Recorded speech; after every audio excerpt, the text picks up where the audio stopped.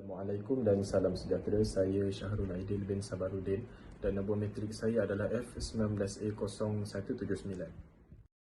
Hai, nama saya Gajendra anak lelaki Arnajalem. Nombor kad matrik saya ialah F19A0244. Saya daripada JFIAT 3. Nama saya George Miller, anak lelaki James Miller. Nombor matrik saya F19A0243. Hai, nama saya Kurumani Ganesan. Nombor matrik saya ialah F19A0312. Assalamualaikum. Nama saya Muhammad Muaz bin Miftahuddin. Nombor matrik F19B0265. Saya Ahmad Idris bin Ikram. Nombor matrik F19A0006.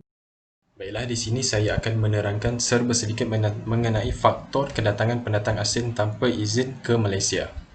Kita pergi kepada faktor yang pertama, iaitu kemakmuran negara. Seperti kita sedia maklum, negara kita ini mempunyai masyarakat yang berbilang kaum.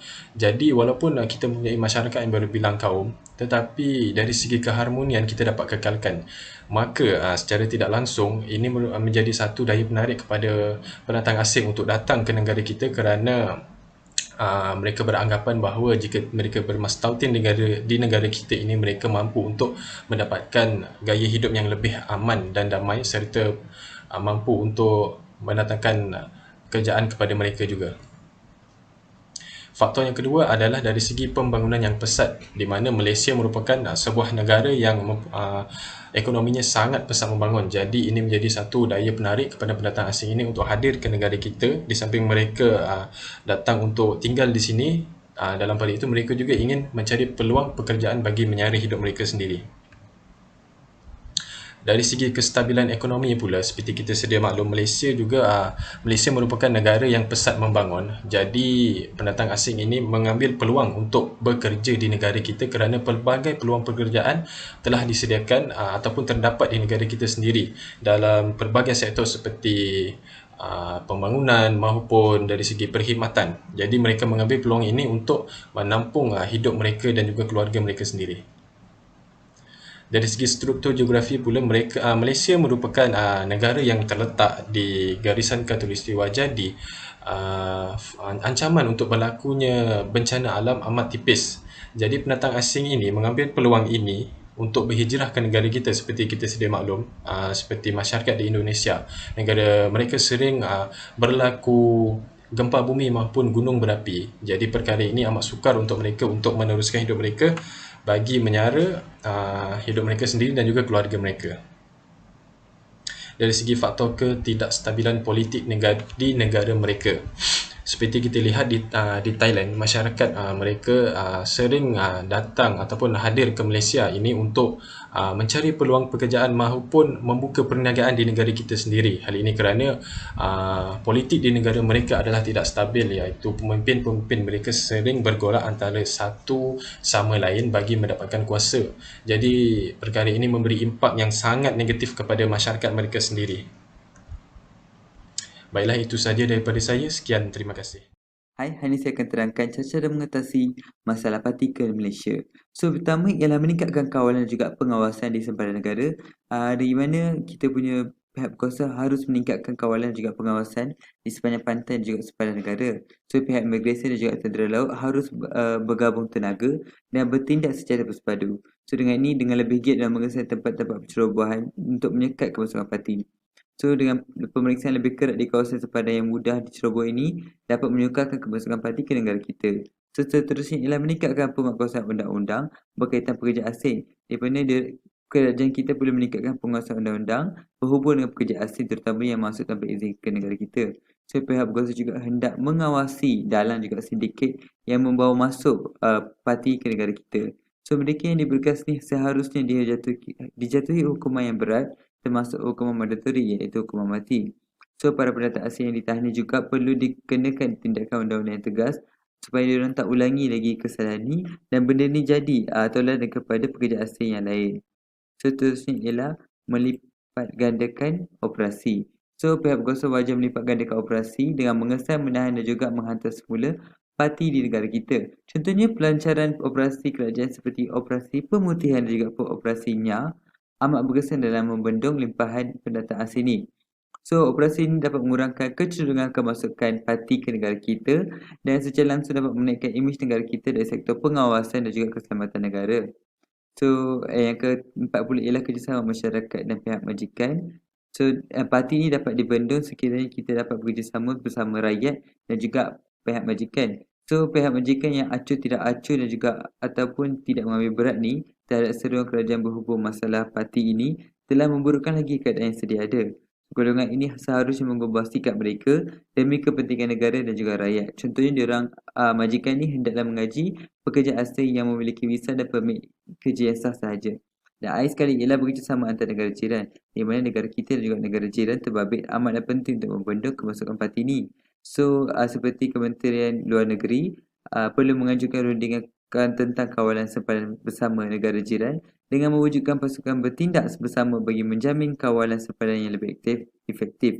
Contohnya melantik ejen-ejen yang sah untuk mengendalikan kemasukan pekerja asing secara lebih teratur dan juga terkawal. Saya telah mendapat ilmu untuk menghasilkan cadangan penyelesaian ini dengan menggunakan sumber ilmu akal, iaitu ilmu akal ini juga merupakan pengetahuan yang diperoleh oleh seseorang melalui pembelajaran dan pengalaman. So, ilmu akal juga terbagi kepada dua, iaitu induktif dan juga deduktif. Saya telah menggunakan cara pemikiran secara induktif kerana ini lebih dikenal sebagai logik moden dan dia juga dibahagikan kepada dua kaedah, iaitu kaedah induktif sempurna dan induktif tak sempurna. Dan saya telah memilih menggunakan kaedah induktif sempurna dalam pencarian isi dan juga cadangan untuk mengatasi masalah parti di negara kita. So, saya telah memilih induktif sempurna ni sebab natijah yang dihasilkan melalui kaedah ni adalah pasti dan muktamad. Malah kebenaran juga tidak dapat disangkal. Saya telah mencari penyelesaian bagi masalah pendatang asing tanpa izin ni, iaitu parti dengan menggunakan internet dan juga surat khabar. Harian kerana segala berita dan juga khabar yang terkandung dalam akhbar ni adalah di soal siasat dan juga sahih. Contohnya, pendatang asing tanpa izin ke negara kita yang mencerobohi negara kita melalui laluan perairan dikenakan tindakan undang-undang yang tegas agar mereka tidak mengulangi kesalahan ini dan menjadi tauladan bagi pendatang asing yang lain. Hasil carian daripada Akhbar Metro. Thank you. Saya ingin membincangkan soalan 85, iaitu apakah sumber dan kaedah memperoleh ilmu yang digunakan untuk mencapai penyelesaian bagi isu yang dikaji dan bagaimana. Kita sudah tahu apa itu sumber yang digunakan untuk penyelidikan ini, iaitu panca indera. Panca indera terbagi kepada dua, iaitu kaedah saintifik dan kaedah non-saintifik. Kumpulan kita telah menggunakan kaedah saintifik disebabkan kaedah ini lebih tersusun, bersistematik dan boleh diuji untuk sesuatu isu yang dikaji. Okey, maksud saintifik ialah segala bentuk dakwaan dan penemuan yang perlu dibuktikan untuk sesuatu perkara yang disampaikan. Saintifik ada dua ciri, iaitu ciri pertama ialah perkara yang dikaji mestilah teliti, supaya ia boleh direkod, dianalisis dan dijadikan sebagai pemulihan ubah yang menjadi asas untuk membuat satu laporan hasil penyelidikan. Ciri kedua ialah penyelidikan yang dikaji hendaklah mendapati unsur logik dan rasional. Okey, sebelum memulakan satu penyelidikan, kita perlu ada cetusan idea atau maklumat pertama, maklumat awal. Contohnya, kumpulan kita telah membincangkan untuk mengambil isu kemasukan pendatang asing dalam negara menjadi cetusan idea yang muncul dalam minda kita. Lepas tu, kita mendapatkan maklumat menerusi pelbagai sumber seperti pengalaman peribadi, pembacaan, pemerhatian, kajian literasi dan pembicaraan kita. Okay, seterusnya kita membina satu tajuk. Sebagai pengkaji, kita telah meningkatkan rasa minat kita dalam isu tersebut supaya kita dapat meningkatkan kefahaman kita dalam penyelidikan tersebut. Langkah seterusnya ialah kita mewujudkan satu teori. Teori maksudnya satu set andaian mengenai penyebab fenomena dan menerangkan mengenai bagaimana penyebab itu bertindak. Okay, teori ada dua ciri, iaitu mempunyai asas yang kukuh untuk meyakini sesuatu fenomena boleh berlaku dalam situasi tertentu dan berupaya diuji melalui kaedah empirikal. Seterusnya, ciri kedua ialah membina langkah dan membuat ramalan dengan menguji data secara empirikal. Langkah seterusnya ialah mengumpul dan menganalisis data. Iaitu dapat kita mewujudkan soal data. Lepas tu kesahan data supaya membuat cross check terhadap kesahan data yang dikumpul. Lepas tu cara ketiga ialah kecukupan data. Supaya ni kita tak kekurangan data tidak menyebabkan kita laporan kaji kita disesuaikan. Cara keempat ialah ketepatan data dalam berbentuk angka hendaklah diteliti dan dikumpul dengan baik supaya tidak menjadi data sebenar. Okey, kaedah terakhir ialah membuat kesimpulan untuk isu dikaji. Supaya pengkaji kita kena mengkaji semula sesuatu hasil kajian saintifik supaya tidak ada kekurangan atau kesalahan yang berlaku dalam penyelidikan tersebut. Lepas tu kita sebagai pengkaji tahu kita ambil sumber dari mana. Kita perlu hormat setiap penulis yang mengaji penyelidikan tersebut awal lagi, dan supaya kita tidak dipersoalkan dan tidak menjadi pelanggaran sistem untuk perkara penyelidikan yang kita buat tersebut.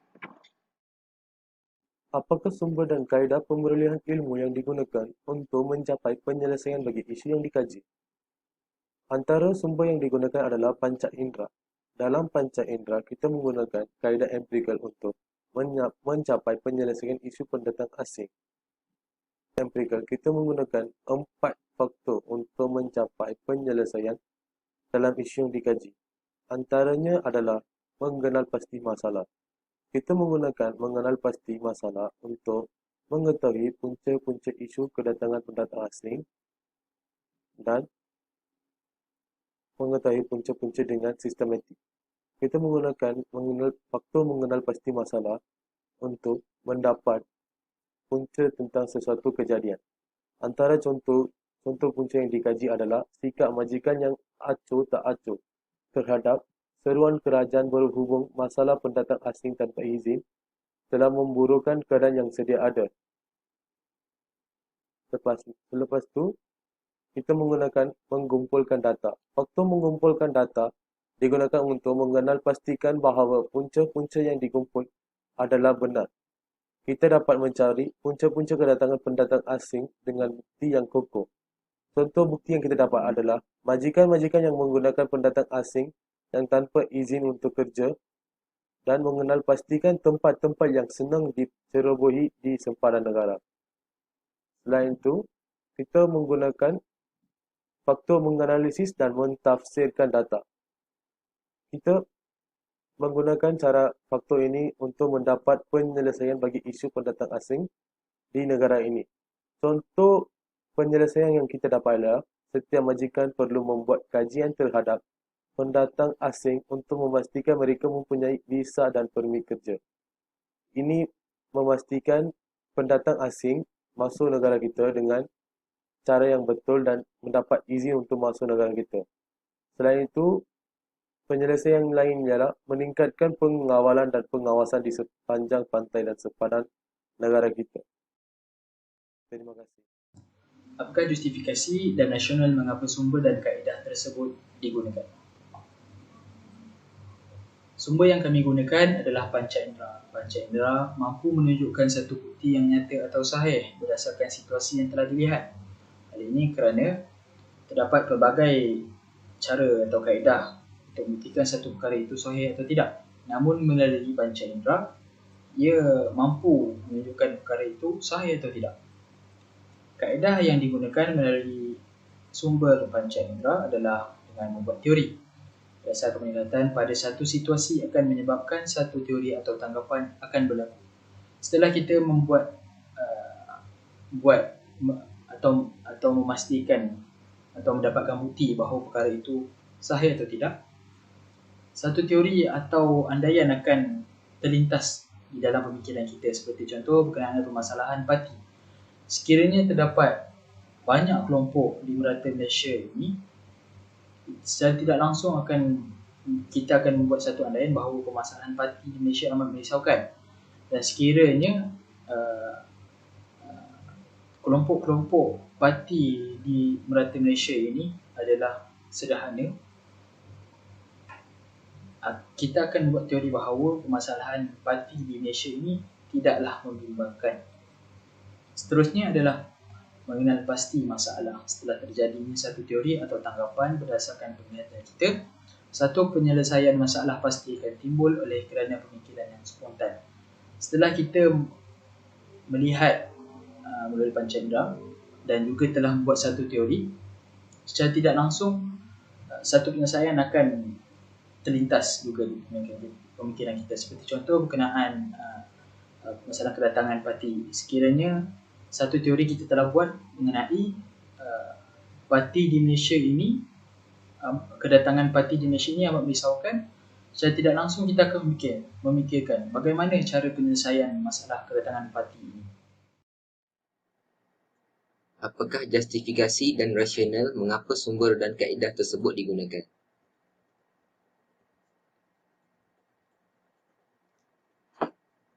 Sumber yang digunakan oleh kumpulan kami adalah sumber panca indera.